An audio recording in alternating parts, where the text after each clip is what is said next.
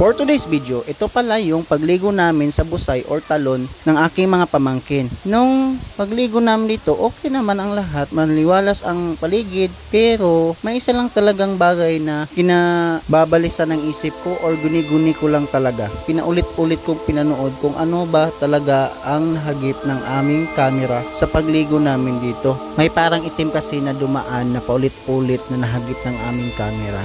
Pero kung titignan ninyo na normal, parang wala lang nangyari. Pero kung i-slow mo na natin yan, makikita na natin. Bastang maigi ang videong ito.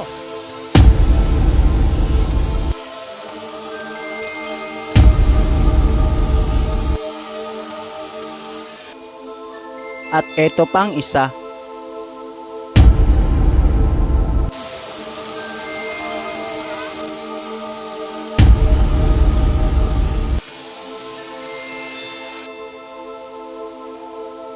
O diba, nakita ninyo, may itim na dumaan sa aming camera. Ano kaya yun? At kung meron kang experience na gito, i-comment mo naman para pag-usapan natin. Please like, share, and follow para sa ating munting kasiyahan pero tuloy-tuloy naman. Mga pala si Don Kirig. See you for next video. Bye-bye!